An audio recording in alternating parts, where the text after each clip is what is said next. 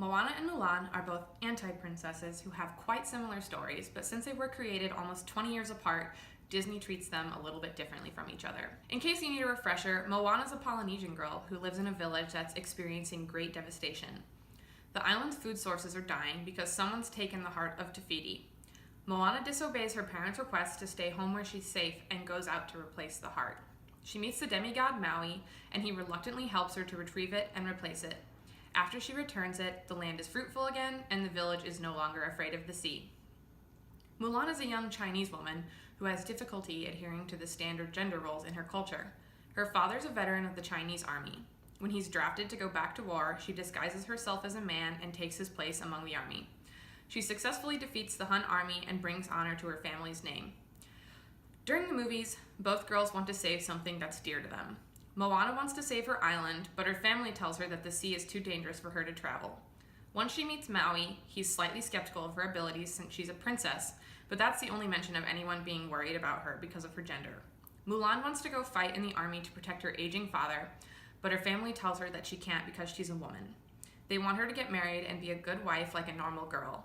The fact that she sneaks around to take her father's place is supposed to bring dishonor to her family, but she ends up bringing honor to them anyways. So while both girls face criticism from those around them, only Mulan is experiencing discrimination because she's a woman. I think there are positive aspects to both Mulan's gender discrimination and Moana's lack thereof. Since it was highlighted in Mulan, it brought the topic to light and encouraged the first steps to showing young women that they can do whatever they want to.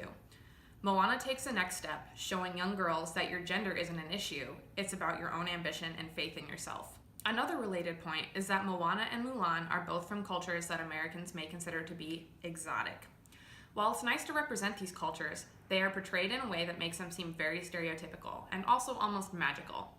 As we mentioned in our class discussions, cultural appropriation is a big factor in how the land of Motunui was created. The island is created from the filmmaker's ideas of what Polynesia is like based on its culture, on legends about it, and on Western stereotypes. China is also depicted in a very Orientalist view in Mulan. This movie is how I learned about Chinese culture at a young age. Rewatching the movie now makes me realize how stereotypical my idea of China was as a child. All of the women in Mulan dress in traditional Chinese outfits with traditional makeup. They all carry parasols. It portrays everyone as very superstitious and looking for luck. Despite all of the attempts to immerse us young children in Chinese culture, the characters have almost comically American voices. The number of racial and ethnic stereotypes in these films definitely do not help to educate the youth of America about what either China or Polynesia are really like. I think the most important thing to take home from these films is Disney's progression towards women's rights. When Mulan came out 20 years ago, it was ahead of its time in representing a strong female role.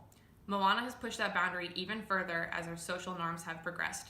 These movies are both successful as catalysts for women's rights.